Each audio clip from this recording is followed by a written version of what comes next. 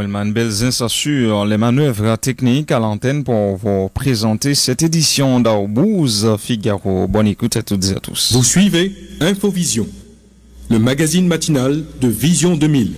L'information des dernières 24 heures, c'est la démission en bloc hier des 8 membres restants du Conseil électoral provisoire. Il s'agit de Carlos Sercu, le représentant de la conférence épiscopale, Léopold Berlanger de la presse, Frinel Joseph des cultes réformés, Kenson Polinis des secteurs paysans vaudou, Marie-Role Michel et Josette Dorceli des secteurs patronal et syndical, Jean-Lucien Bernard des universités, Marie-France Joachim du secteur des femmes. Cette démission collective prendra effet lundi 27 juillet, est-il écrit dans la correspondance adressée à Jovenel Moïse. Je vous donne lecture des correspondances adressées hier par le Conseil des missionnaires au président de la République. Monsieur le Président de la République, dans la perspective de parvenir à une normalisation institutionnelle, le pouvoir exécutif a clairement exprimé sa décision de procéder à un changement de la Constitution et d'enclencher sans délai le processus électoral. Face aux responsabilités qui lui incombent, le Conseil électoral provisoire a l'honneur de souligner à votre attention ce qui suit.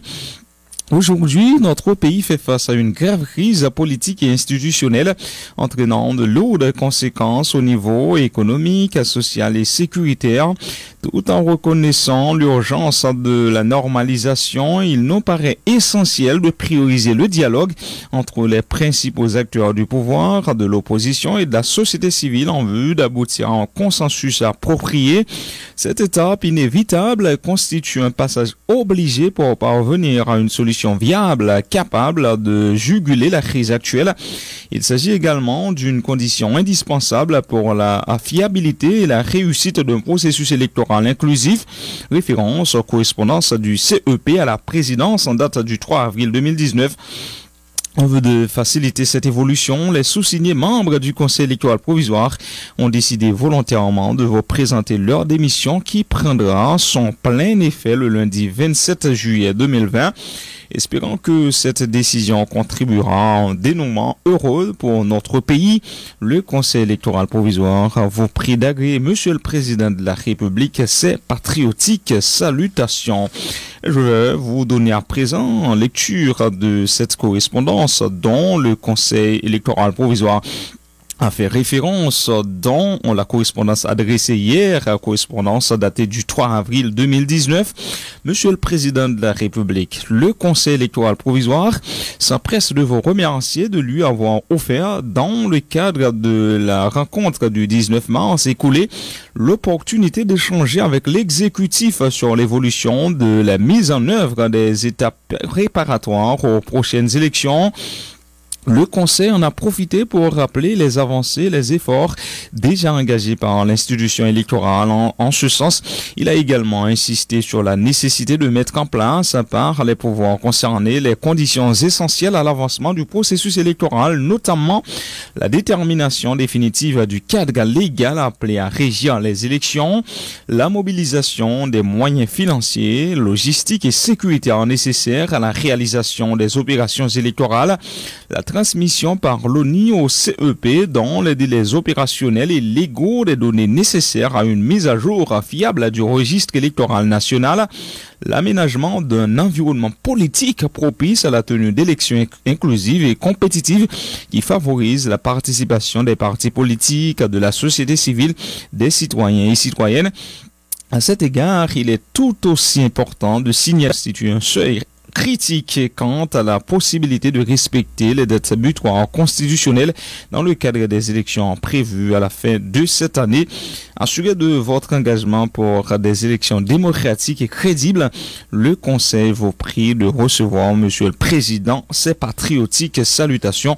Voilà donc pour cette correspondance adressé le 3 avril 2019 au président de la République par le Conseil électoral provisoire, le Conseil démissionnaire. Donc, je vous le disais, le Conseil électoral qui a adressé une autre correspondance hier au président Jovenel Moïse concernant l'avant-projet de loi électorale. Le CEP a reçu en date du 20 avril écoulé une demande de l'exécutif relative à la révision du projet de loi électoral dans la perspective d'un avant-projet de décret électoral. Aussi, le Conseil électoral a l'avantage de vous transmettre le document en 6 juin suite aux réflexions et aux délibérations institutionnelles qui s'ensuivent. Le Conseil s'est penché sur quelques modifications jugées souhaitables qui traitent essentiellement d'une mise en cohérence du document en matière de légistique électorale. Le travail effectué et proposé à ce stade ne remet point en question les axes fondamentaux du contenu initial du projet de loi électorale. Le Conseil espère que cette contribution avec les différents acteurs politiques et de la société civile intéressés par la question électorale. Le Conseil électoral provisoire vous prie de recevoir, monsieur le directeur de cabinet, ses salutations distinguées. Donc, la lettre adressée hier par le Conseil électoral, une autre lettre donc adressée par le Conseil électoral provisoire au directeur de cabinet du chef de l'État, M. Nahom Dorville, concernant l'avant-projet de loi électorale. Il faut dire que le Conseil, donc cette décision, la démission donc intervient un jour après que le Palais national a adressé des correspondances au secteur ayant justement des représentants au Conseil pour leur demander de confirmer leurs représentants ou d'en choisir d'autres. On va voir maintenant les réactions après la décision électorale et le représentant de la conférence épiscopale d'Haïti, Maître Carlos Hercule, avait écrit à la CEH pour l'informer de sa décision de démissionner bien avant que la lettre de démission collective des conseils électoraux soit acheminée à la présidence. A fait savoir hier le porte-parole de la conférence épiscopale, le révérend père Lodjar Mazil. Si cette décision, comme l'ont insinué les conseils électoraux démissionnaires dans leur lettre, peut contribuer à un accord politique entre les acteurs en présence, ce serait une bonne chose, a dit le père Mazil, qui encourage le dialogue entre les différentes parties pour sortir de la crise. Nous l'écoutons. Maître Carlos Hercule, écrit, président de la conférence épiscopale là, avec évêque, pour lui présenter démission comme représentant dans le conseil électoral là. Il dit, dans lettre là, il informe le président de la conférence là avec évêque, de démissionner dans le conseil électoral là, qui prend effet immédiatement. Il lui remercie de ce qu'il a choisi pour représenter dans le conseil électoral là, avec pour confiance qu'il place dans lui, comme catholique à la disposition de l'Église. Dans la lettre collective démission en bloc la regardé là, et le cas c'est que signe tout, il fait état de moment, l'étape mieux que l'exécutif la prioriser le dialogue entre tout secteur dans la vie nationale là et opposition, société civile là, pour mettre tout le monde dans le cadre d'un dialogue, et ça n'a pas fait état de lettre par là tout. Même s'il n'est pas dit dans la lettre là, probablement c'est en fait entre membres qui dans le conseil électoral là, ils ont peut-être analysé la situation pays à gens parler en plus la fête dans la presse, ils ont estimé que l'émission est capable de faciliter le dialogue ça qui vient dans les émissions en bloc là. Si l'émission ça est capable de faciliter le dialogue entre pouvoir, société civile et opposition, donc nous disons c'est tant mieux pour nous être capables de joindre un chita ensemble pour stabiliser la situation politique pays pour nous aller dans une direction. Pour nous même la conférence épiscopale là, c'est une bonne décision pour CEPA de démissionner en bloc. Bon, comme citoyen, toute solution qui mène vers la paix, nous comptons toute solution qui mène pour le dialogue. L'Église a toujours encouragé le dialogue entre différentes parties. Nous croyons que c'est dans le dialogue, nous avons besoin d'entente, c'est dans le dialogue, nous avons besoin d'une solution pour nous sortir de la crise là. Donc, toute solution qui mène à un dialogue, comme démission ça, si c'est pour le dialogue, et tout le monde est content et puis applaudit. Mais pour ceux qui aident des élections, nous avons regardé comme observateurs, comme acteurs tout dans la société civile, là, comme l'Église qui a responsabilité. Élection possible dans le moment ça? Nous ne pouvons pas arriver dans l'état de ça, nous ne pouvons pas prononcer sur ça. L'élection, c'est un chemin qui mène au côté pour le monde prendre pouvoir. Dans toute société qui est organisée. Mais, du fait, dans contexte côté choix et peuple là fait en paix, côté choix peuple là fait avec lucidité. Donc peut-être démission ça, c'est qu'elle crée un début pour pacifier la société et puis créer un climat serein que tout le monde a cherché. À partir du climat serein, nous sommes capables de prendre direction élection. La démission collective des conseils électoraux bien accueillie donc par la conférence épiscopale d'Haïti. Même si la décision n'était pas encore arrêtée, le représentant des cultes réformés, le pasteur Frinel Joseph, avait alerté la fédération protestante sur une possible démission lors d'une rencontre au début de ce mois. Pour sa part, a fait savoir le vice-président de la FBH, le pasteur Roger Dorsil. Il informe que le comité directeur de la fédération protestante d'Haïti doit se réunir ce samedi autour de la conjoncture et du dossier du conseil électoral provisoire. Le pasteur Roger Dorsil souhaite lui aussi que cette décision des conseils électoraux puisse contribuer à faire avancer les choses. Écoutez ces déclarations au micro de Michel Xavier. Au niveau Fédération protestante d'Haïti, dans le moment de parler avec Walla, de façon formelle, nous pouvons recevoir des missions, nous pouvons recevoir des documents ça, mais Dr. Frinel Joseph qui était représentant communauté protestante là dans le conseil électoral provisoire. Alors, il faut que nous disions, ça gagne à peu près un mois, bon, mais dans le commencement mois de juillet, le comité Fédération protestante d'Haïti était réuni avec représentants le Dr. Frinel Joseph, qui était présenté nous en état des lieux. C'est avec un peu de plaisir, nous écouter lui. Il n'a pas caché possibilité pour l'État capable de gagner une démission dans le cas si le conseil électoral a démissionné en bloc. Donc, nous sommes certains si ça t'a arrivé là et que le commissaire pas nous en tout, il a démissionné, même si moi, je parlé dans nos pas personnellement parce que le comité fédération, pour qu'on réunisse sur question, sur ce sujet, nous avons déjà une convocation demain matin à 9h du matin, côté membre comité fédération à Pral Chita sous question. Donc, moi, samedi, je me parle non pas personnellement, et puis je me parle tout, non, j'aime comprendre la situation. Donc, ça va surprendre nous dépasser parce que nous pouvons finir un mois depuis nous sommes réunis avec Pasteur Frinel. Question ça, c'était un petit genre, nous avons abordé question, et Pasteur Frinel, il était dit après état des lieux, il était fait, il t'a suivre. Ça va surprendre. Ça qui est certain, dans le cas où nous arrivons qu'on y a là, dans le cas où pays qu'on y a, pas capable de gagner moyen pour nous prioriser dialogue, pour nous prioriser concertation, pour nous prioriser tête ensemble, pour nous prioriser chita ensemble, parce que nous considérons le pays comme un gros bateau qui est sous la mer, nous tous nous là-dedans, il doit avoir un groupe qui mener pays, qui mener bateau ça. Cependant, les dangers imminents, c'est tout le monde qui est concerné. Et nous croyons, nous-mêmes tous, d'ailleurs, ces missions, pas nous en tant que protestants, en tant que chrétiens évangéliques, pour nous prioriser le dialogue, pour nous prioriser d'être ensemble, parce que nous croyons faire notre travail pour sauvetage collectif. Ça. Si le conseil électoral provisoire, bon, c'est des membres avisés, c'est des personnes avisées. Si ils ont analysé la situation, et c'est ça qui pour permettre pour nous arriver rebrasser 4 là, remettre pendule ou bien mettre compteur à 0 pour nous capables d'avancer dans le sens du dialogue, dans le sens de l'avancement du pays, dans le sens de la concertation, dans le sens de concorde nationale. Donc nous croyons que c'est une bonne décision bon côté Payo.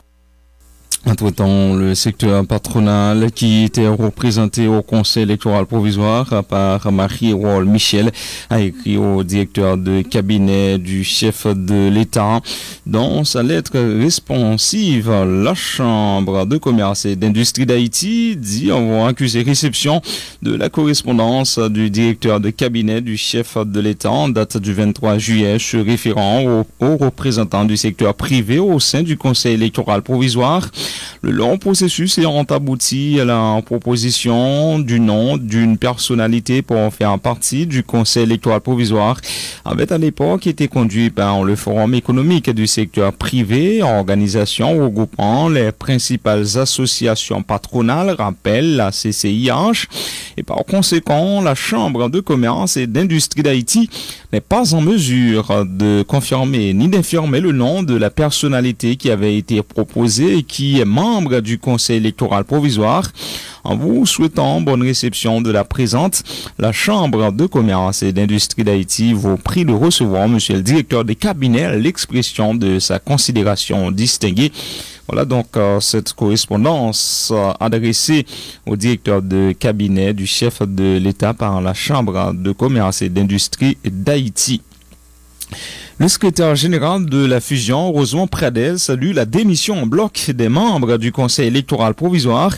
Par cette décision, les conseils électoraux écartent la possibilité de se faire complice d'un acte malhonnête que le président Jovenel Moïse veut commettre à travers des élections truquées et antidémocratiques, a dit l'ingénieur Pradel. L'ancien conseil électoral affirme par ailleurs que la crise politique et socio-économique dans laquelle s'est enlisé le pays ne peut être résolue par une simple question d'élection. L'ingénieur Rosemont Pradel. Son bon bagage, on félicite les membres qui prennent décision quitter CFA pour avoir complice président de la République là qui voulait faire une élection de chat, élection pour vider, élection flamboyante. C'est un premier membre qui était déjà quitté sur demande de POAUDH que nous avons salué, c'est M. Simon. C'est nous constater que l'autre membre suit grâce à M.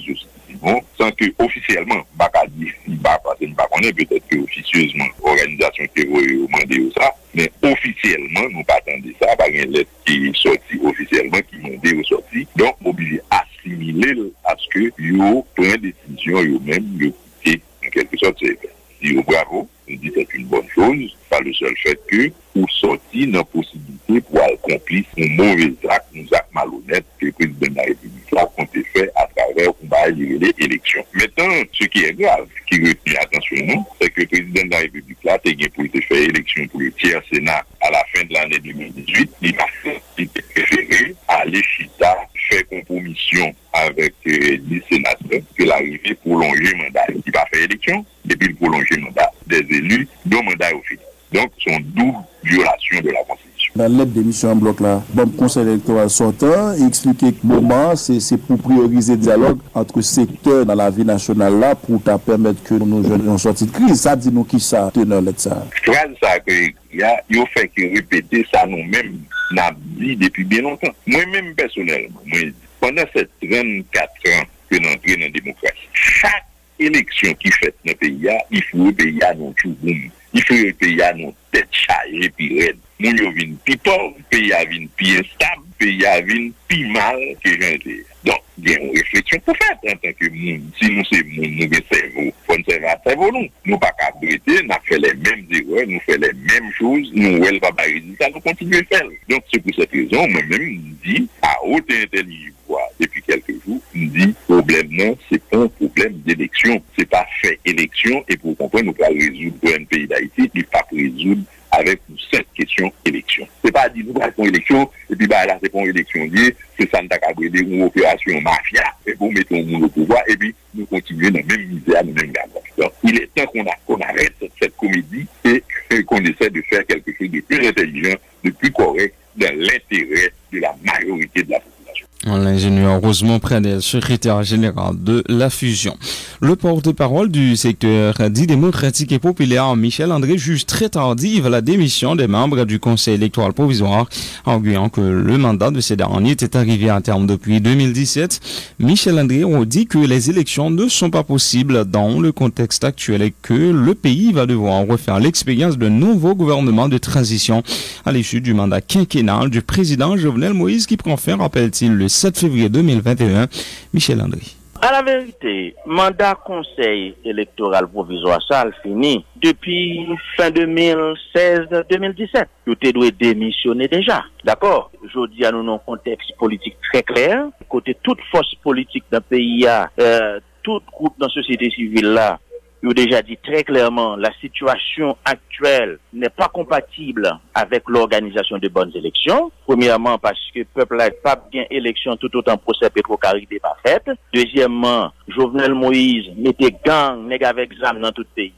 Et il est clair que nous allons vers une transition. Et c'est pourquoi au niveau du secteur démocratique et populaire, nous travaillons depuis quelque temps avec d'autres groupes politiques et de la société civile pour construire un large front patriotique, pour nous capables de définir une transition, réussir transition, parce qu'il faut que ça soit la dernière transition. Il faut que ce soit une transition qui nous permette que nous fassions concert Petro-Caribéen, faire conférence nationale, nous bailler pays en nouvelle constitution et à la fin, nous aller vers des élections libres, honnêtes et démocratiques. Oui, Mme Caripé a dit, au point de décision, ça tout, pour être capable de prioriser un dialogue les principaux acteurs, pouvoirs et puis opposition à la société civile là, de façon pour aboutir à un consensus qui est approprié.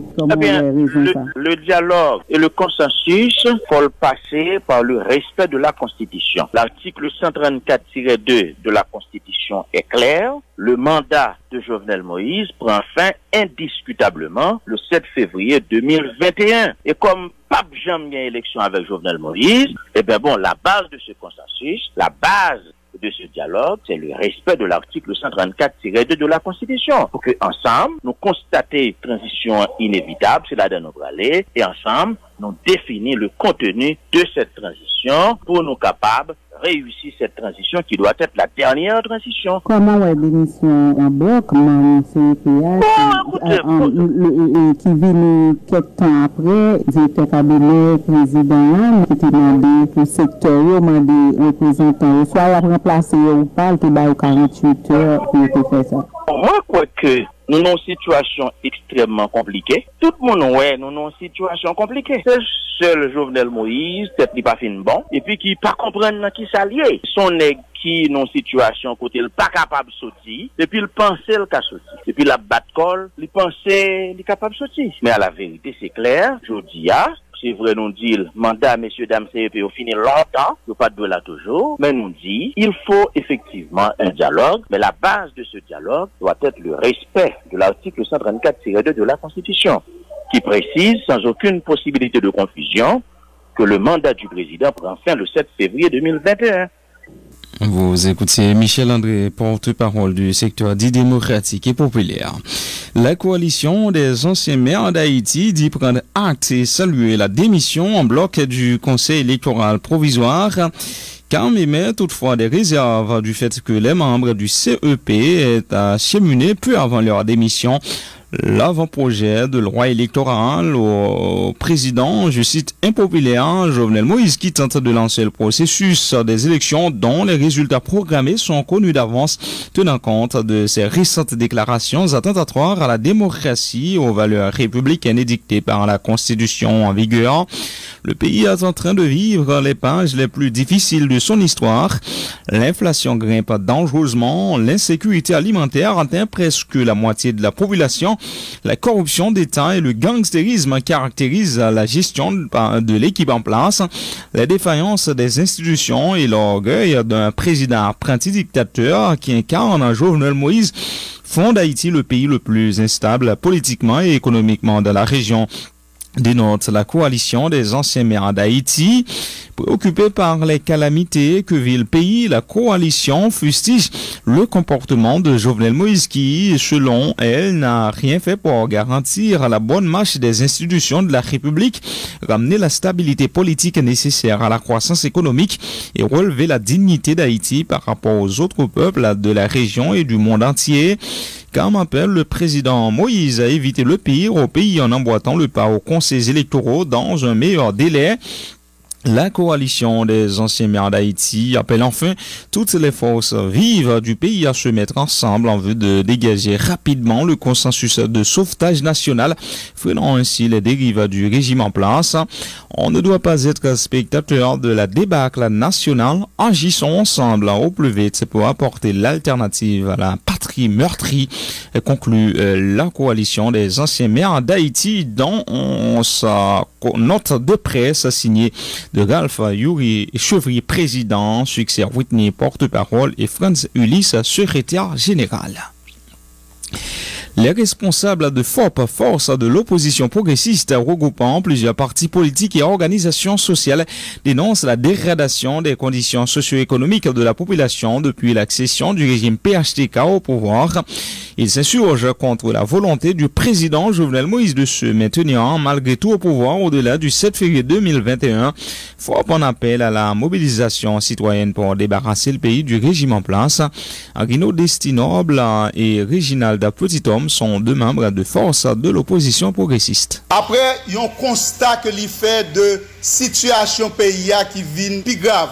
Nous sommes le seul pays dans la zone Caraïbe là, qui gagne un taux d'inflation de moins que 1%. Nous sommes le seul pays dans la zone côté que démocratie pas respectée. Nous sommes le seul pays dans la zone côté un président fait plus passer 4 ans sous un pouvoir qui pas organisé élection. Nous c'est seul pays dans la zone côté un président a cautionné gang, côté que gen massacre qui a fait à droite à gauche en base de communauté internationale là qui pas dit rien. C'est ça qui fait que aujourd'hui ensemble d'organisations politiques qui ont dans FOP là choisi pour capable bailler position yo sous conjoncture politique là.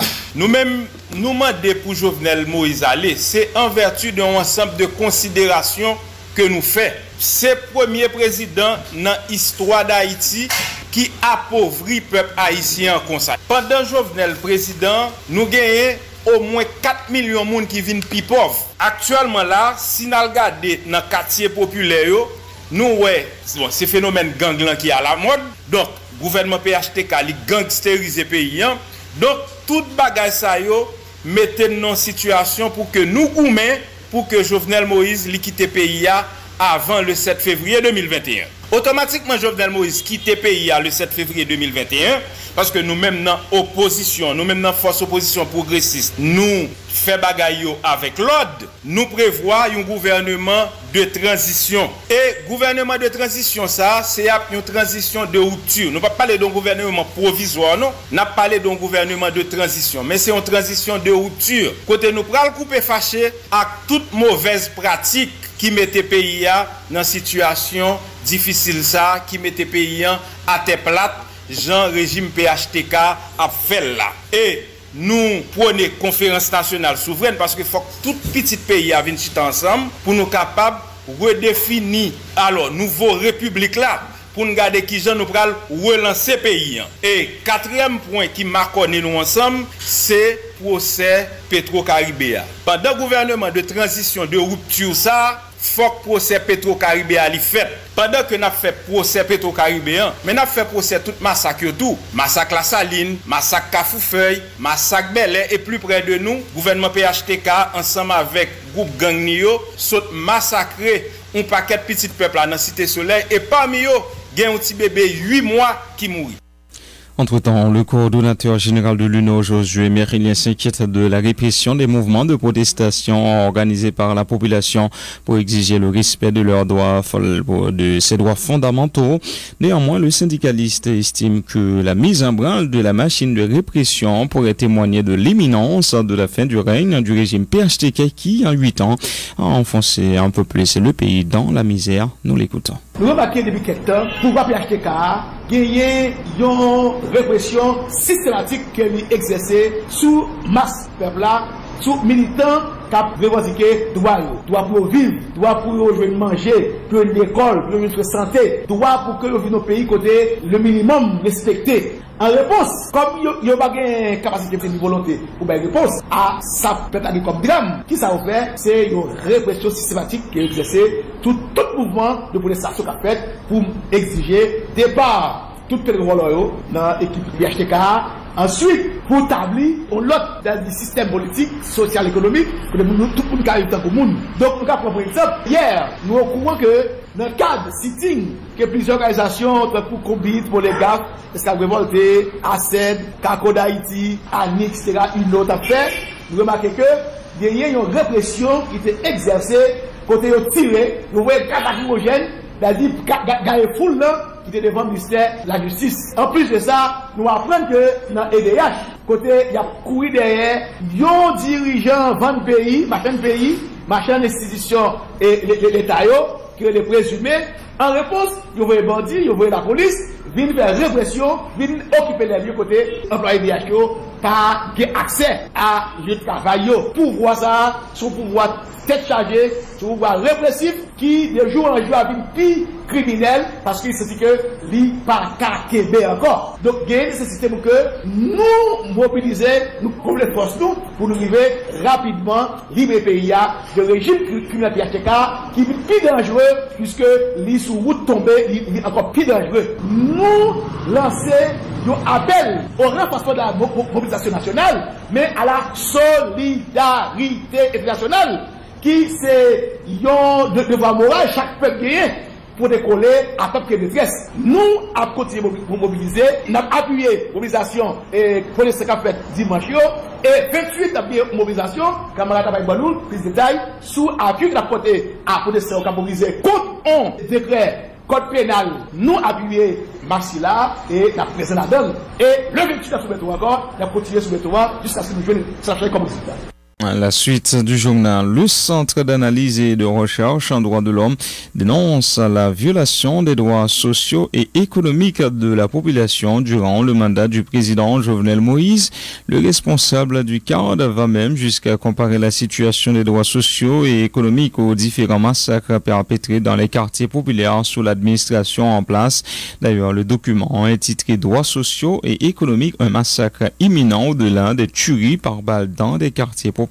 Diego Charles. Durant toute la présidence de Jovenel Moïse, les conditions de vie de la population n'ont pas cessé de se dégrader, traduisant ainsi une violation systématique des droits sociaux et économiques des citoyens, fait remarquer le cadre dans ce rapport. L'augmentation du nombre de personnes en situation de sécurité alimentaire, passant de 1,3 million en 2017 à environ 5 millions en 2020, et la mauvaise qualité de l'éducation sont entre autres éléments avancés par le cadre pour expliquer cette situation qu'il qualifie de massacre silencieux. Maître Gédéon Jean est le directeur exécutif du cadre. Pour rien plus de 40% de la population qui a mouru de faim, de massacre qui a fait sur eux, sans que nous ne nous compte. En 2017, il y a 1,4 million haïtiens qui étaient en insécurité alimentaire chronique. Jodi, si nous ajoutons conséquences COVID-19, ou pral atteindre un bord de 5 millions, quasiment moitié population qui est en insécurité alimentaire chronique, moun kap mouri de faim. Maître Gédéon Jean avance également comme preuve la baisse considérable du pouvoir d'achat des ménages pour justifier sa position. Si par exemple, on t'a mis du riz importé qui était vendu entre 25 à 30 gouttes en 2017, jodi a autour de 70 gouttes. Un journaliste, par exemple, ne peut pas forcément ajuster salaire en 2017. Salaire ça, l'État bat exactement $397.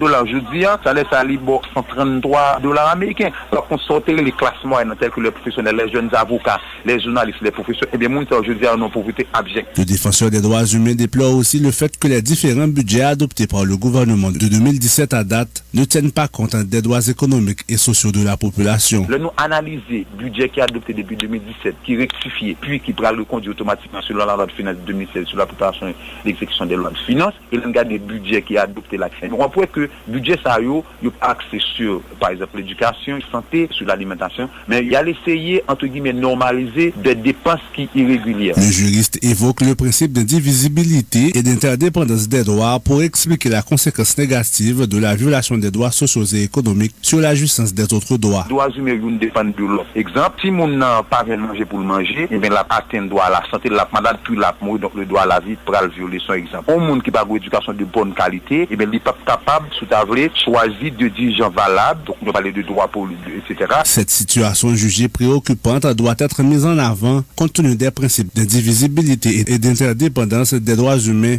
recommande le cadre. L'organisation plaide également en faveur de l'adoption de politiques publiques axées sur le respect des droits humains. Diego Charles, Vision 2000. Merci Diego. Le responsable de la structure Les Indépendants Gonaïves, Jean-Robin Bordin, va prôner une nouvelle constitution alors qu'il était invité à la journée de réflexion organisée mercredi par la Bibliothèque nationale d'Haïti de concert avec la Direction nationale du livre. M. Bordin a défendu sa position en arguant que la constitution amendée de 1987 est dépassée. Cette nouvelle constitution doit découler d'une véritable concertation nationale assortie d'un pacte de vivre ensemble, soutient Jean-Robin Bordin. Nous l'écoutons. Titre exposé dans c'est l'impasse de la Constitution de 1987 tant que vécu en province. Tout au long de l'exposé, sont plaidoyer que nous avons fait pour décentralisation ou déconcentration. Parce que ce n'est pas normal pour tout se faire au niveau de la République de Port-au-Prince et tout le temps ça continue comme ça, puis il y a beaucoup à développer. C'est la raison pour laquelle, même au niveau de la structure des indépendants, qui adressent questions sociales, questions politiques, questions économiques, nous comprenons question sans véritable décentralisation, pays ça a beaucoup à développer. C'était ça exactement, le message ça nous déporté la nécessité pour une nouvelle constitution. Nous pensons que la constitution 1987 là, il arrivé l'emboutlé. Elle tellement arrivé l'emboutlé, constaté que le pays d'Haïti tombait sous derrière. Toute bagaille nette déréglée à travers le pays. Il nous faut une nouvelle bouffée d'oxygène. C'est ainsi que nous ferons appel à toutes les forces vives de la société pour réfléchir sur un nouveau pacte de vivre ensemble. Et dans ce sens-là, nous besoin ensuite attendre des palais nationaux, côté les fils et les filles du pays, en dehors de toute main étrangère, pour venir autour de la table, pour discuter qui Haïti a besoin. Et ça, pour le fait, c'est l'ensuite attendre du palais national pour nous sortir avec un pacte social, parce que ce n'est pas normal, ce n'est pas possible pour Haïti venir dans l'état salier journée aujourd'hui à là. Jean-Rouben Bordnave de la structure Les Indépendants Gonaïves qui prône une nouvelle constitution. La confraternité missionnaire baptiste d'Haïti dit appuyer la marche annoncée pour demain dimanche à Port-au-Prince par plusieurs structures religieuses en vue de dire non aux décrets visant à légaliser l'homosexualité dans le pays. Le responsable des affaires juridiques de la CMBH, le pasteur Eliné Kadé, appelle tous les membres de la confraternité à y prendre part. Écoutez ces déclarations au micro de Marie-Guylaine Saint-Aimé-Macéus. La confraternité missionnaire baptiste en Haïti, nous compte code pénal là et nous appuyons toute démarche qui a faite dans le pays contre le code pénal là parce que chacun de ce code pénal là, nous jugeons qu'il n'y pas répondre avec la réalité haïtienne. Non. Parce que nous autres haïtiens, nous sommes déportés d'Afrique. En Afrique, ou pas jeune garçon marié à garçon, ou pas jeune fille mariée avec fille. En Afrique, garçon qui pas connaît bon Dieu, yo gagne 2, 3, 4 madame, et yo prend ce madame, yo qui peut petit yo. Et ça, yo qui connaît bon Dieu, yo seul mari, yo seul madame. Mais la question que le code pénal, ça a montré que fille qui doit marier avec fille, garçon qui doit marier avec garçon, qui doit marier avec bête, etc. Si moun 15 ans, ça va entrer dans toute activité. Donc, nous autres, CMBH, nous condamnons. Et pour raison, ça m'a évité tout chrétien qui dans 10 départements géographiques pays d'Haïti, qui membre confraternité missionnaire baptiste d'Haïti, pour porter tout le dimanche, devenir manifestation, qui a gagné un match là, qui a sorti sur route aéroport pour venir à aéroport pour là-dedans. Mais depuis ce côté dans le pays, il y a une manifestation contre bagaille ça pour nous porter. Nous disons appuyer toute démarche qui contre le nouveau code pénal haïtien. Dis-nous qui démarche comme ça nous appuyer. Il y a la Fédération protestante d'Haïti, il y a un CONASPE qui c'est Conseil spirituel des églises, il y a une coalition nationale de pasteurs haïtiens, il y a un RENAPAD et plusieurs autres organisations dans le pays déjà qui lancent une manifestation de fédération des pasteurs du Grand Nord, etc. Ils ont déjà soulevé contre le code pénal là. Nous appuyons des marches qui ont déjà entamées, à savoir pour le président de la République là, retourner avec le code pénal ça, il ne pas répondre à la réalité pays d'Haïti. Ok, ça veut dire nous-mêmes dans CMBH, nous appuyons marche qui peut le faire dimanche si tu le veux là. Oui, nous appuyons marche qui a fait dimanche là, et non seulement nous appuyons marche qui a fait dimanche là, nous tenons chaque au cap là, et tout ça qui a pour faire que ce soit dans le plateau central, que ce soit dans le sud, que ce soit dans la Grande Anse, dans les NIP, dans le nord-ouest, dans la Tibonite et autres, nous appuyons, et non seulement nous appuyons, mais nous sommes présents dans la manifestation ça yo, parce que nous connaissons chaque qui s'est passé la ville de Sodome et de Gomorrhe, nous ne pouvons pas qu'elle passe en Haïti. Le comité de l'initiative pour la paix dans le bazar Tibonite projette d'organiser une marche pacifique le mardi 28 juillet en vue de dénoncer l'insécurité qui bat son plein de la région, la misère et le décret du code pénal controversé. Les protestataires prévoient de marcher dans plusieurs sections communales selon le coordonnateur de cette structure, André Saint-Louis, qui appelle la population du bazar Tibonite à y participer massivement.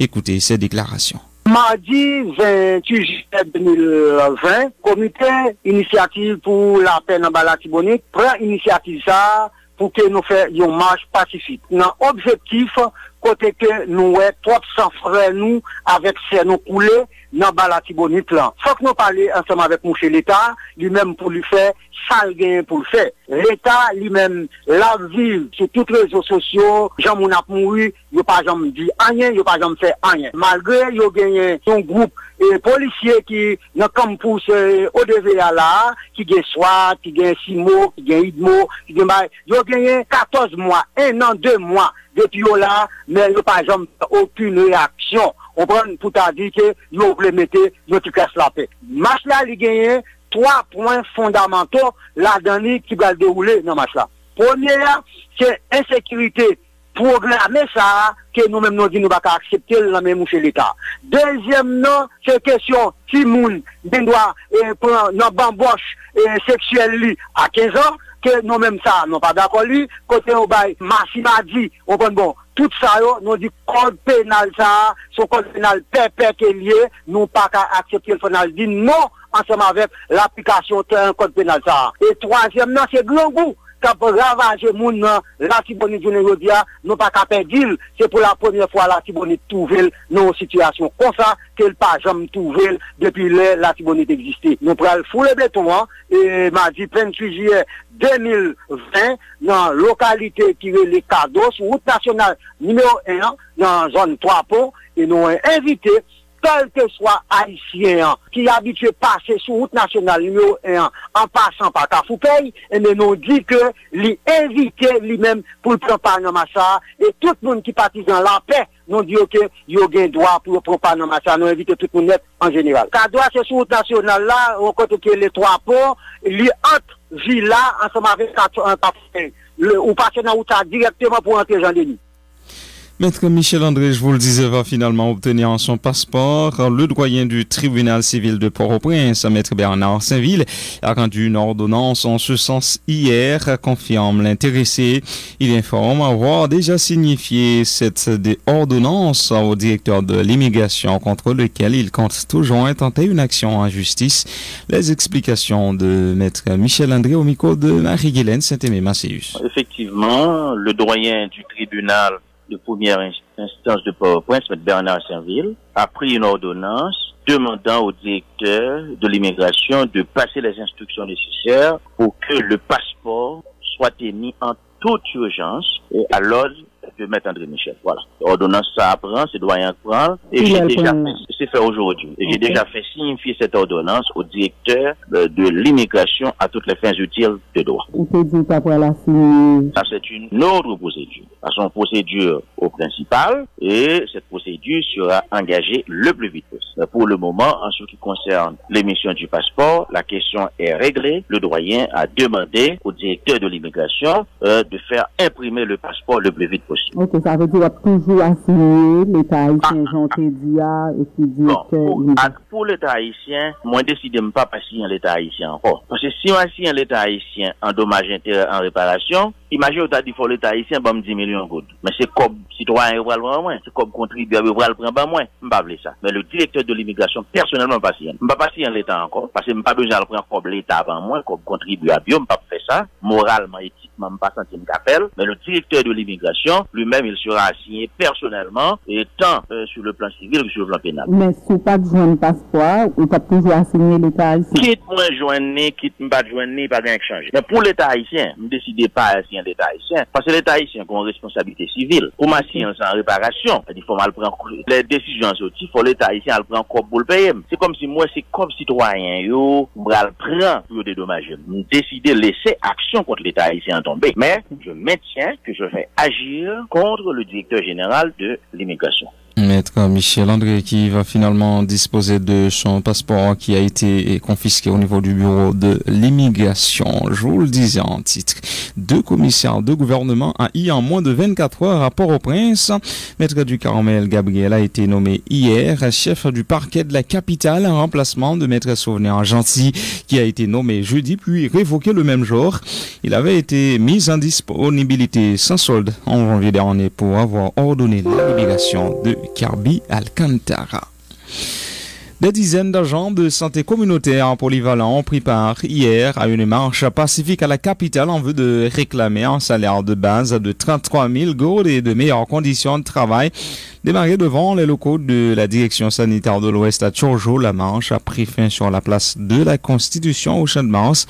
Écoutez les déclarations de quelques participants. En réalité, nous rendons compte que jusqu'à présent, le ministère de la Santé publique, qui gagne en tête le Dr. Greta White, jusqu'à présent, pour qu'on rende compte que nous-mêmes, importance nous, que nous gagnons dans la santé. Nous-mêmes, aujourd'hui, nous prenons la rue pour nous dire que faut traiter nous à juste titre. Parce que aujourd'hui, là, on ménageait a touché 14 000 gouttes et pour imaginer un agent de santé a touché 9 000 gouttes. Nous estimons que ça n'est pas possible. En plus de ça, il dit nous apprenons nous que le ministre dit la pente ticat là, et bien comme ticat là revient nous de droit, nous dit nous-mêmes.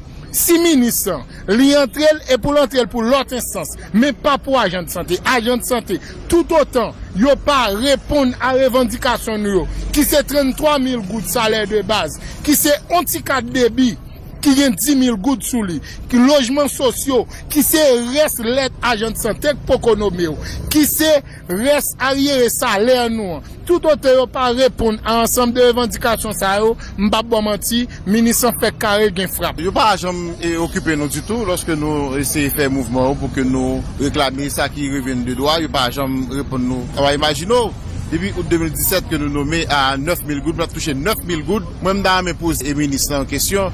Et dans le moment ça là, jodi l'argent la vie chère et là, s'il t'a levé au bonjour, c'est seulement 9 000 gouttes que le gagne pour journée, pour prendre soin tête avec famille, comment l'a senti. Et puis que le monde la bali chaque mois et pas besoin de nous directement chaque mois non.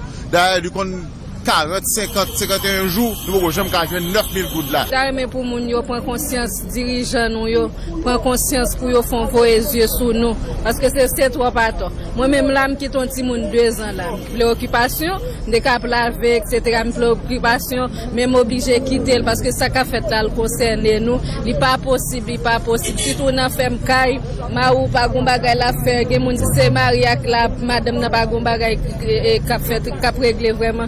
Les bagay yo red penser avec nous penser avec. Le fait que nous prenons la rue, n'a demandé c'est pas œuvre. Ça veut dire c'est bagay qui revient nous de droit. Yo pas de nous moins travail. Mais problème qui présente c'est que on est dans l'état lui-même les pour payer c'est chaque 51 jours.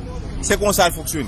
Alors qui donc n'a demandé ticket là et puis deuxième bagay que n'a demandé ajustement. Nous pas demandé augmentation, ajustement n'a demandé. Nous voyons pinga bail ni chef d'état ni ministre Greta White. Alors, exécutif la même. Pour essayer de pencher sous cas agent de santé. Parce que sans agent de santé, pas de système santé.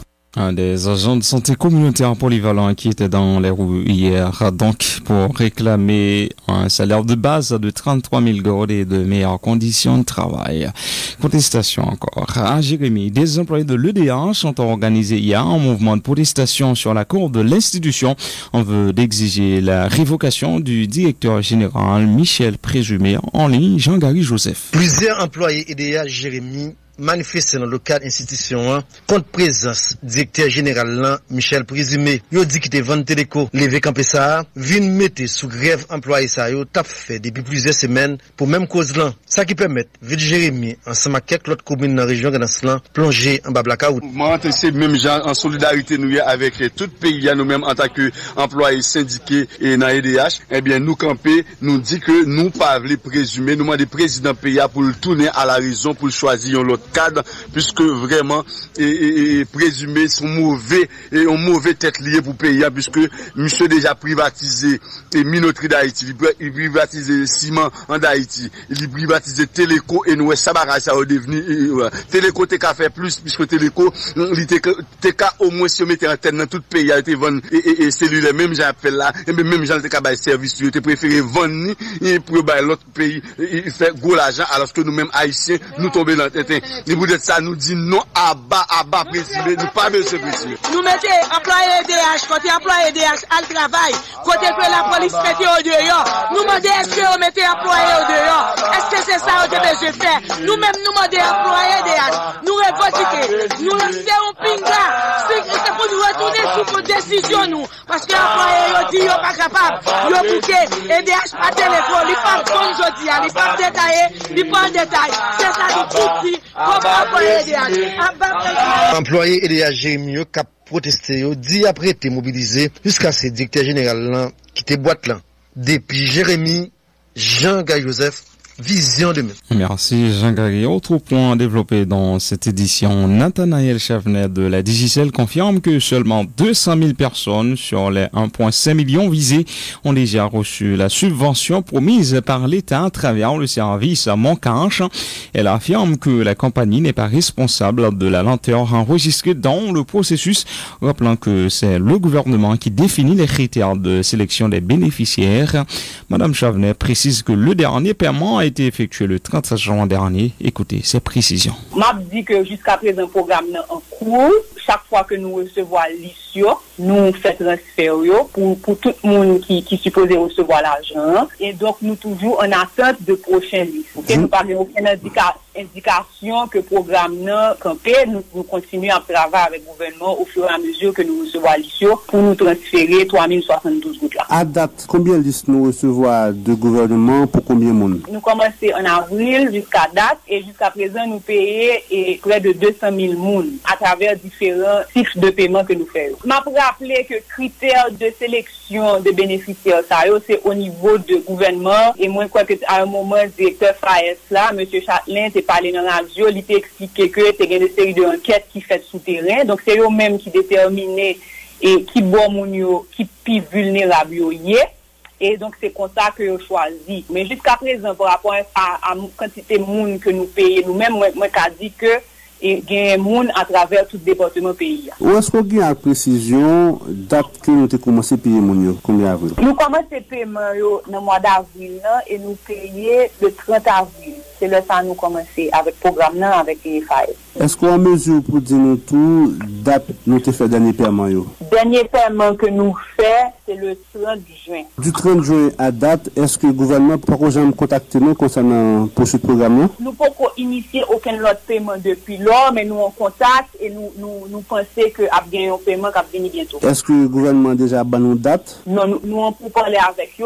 Il faut rappeler tout le monde que une fois que nous recevons l'Islande, nous recevons tout comme là, c'est l'état que nous avons fait paiement. Donc, je pense que très bientôt, à bon notre paiement qu'a fait. Ok. On a rappelé que le gouvernement lui-même visé 1,5 million de familles. Dans un ménage capable de gagner plusieurs comptes mon cash. Quelle chance qu'il gagne pour que, dans le cadre de paiement, un ménage pas bénéficier plusieurs fois? Pour ça, je m'a rappelé que les gens qui sélectionnent, qui j'ai sélectionné, c'est par rapport à ça qui t'est dit pour le directeur FAES. Il y a une enquête de terrain qui fait. Donc, moi, préféré moi à la méthode que le gouvernement a utilisée dans l'enquête ça pour justement éviter des cas de duplication dans les mêmes familles.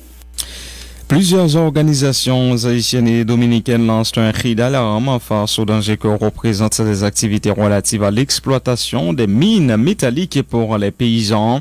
Elles font remarquer également que ces activités représentent une menace pour l'environnement. Écoutez les déclarations de Frandy L'Espérance du collectif Justice Mine. Notre là, c'est un cri d'alarme que ensemble organisation qui en Haïti, qui dans la République dominicaine lancé par rapport avec menaces, activités mines métalliques représentées pour Zilea et qui déjà fait face à des problèmes sérieux sur le plan environnemental. Question de l'eau, question de terre, surtout en Haïti, côté gain en pile problème terre, côté paysan, en bas menace pour retirer terre dans mais question de l'eau parce que gain raté de l'eau sous Zilea, c'est pas en Haïti seulement, c'est en République dominicaine, gain en pile difficulté de question de l'eau. Donc c'est question environnementale côté nous connaissons en Haïti une situation qui est lamentable sur le plan environnemental. Donc dans la période de pandémie qui c'est Covid-19 là, et entreprises pas seulement en Haïti, en Afrique, même en Guyane, et vous sentez entreprises qui ont une offensive, il a fait beaucoup de l'État pour vraiment accaparer les ressources naturelles. Non seulement c'est prendre les ressources, mais c'est conséquence, processus pour prendre les ressources gagner sous la vie monde. Donc nous voyons pendant la pandémie, question feuille, question de l'eau, qui est importante, ça gagner dans la vie monde. Donc c'est des bagages, même si non c'est des politiques l'État a gagné, il n'y a pas de bail importance, mais je ne dis pas, santé moun, la vie moun, c'est au centre de projet que l'État a pris. Mais pas sorti ça au senti pendant la période corona, il y a des offensives qui continuent à faire par rapport à les ressources minières sous l'IA. Donc c'est dans ce sens, 22 juillet, qui c'est une journée bataille en pile peuple, surtout en Amérique latine, en Afrique, dans les Caraïbes, par rapport avec l'exploitation mine métallique. Et organisation ça qui était déjà prend initiative pour te mettre pour te faire un forum qui s'est fait dans le mois de février et année ça en République dominicaine avant corona c'est pas tête li. Il était nécessaire pour prendre note pour vraiment lancer un pinga by l'État entre l'État de pays surtout en République dominicaine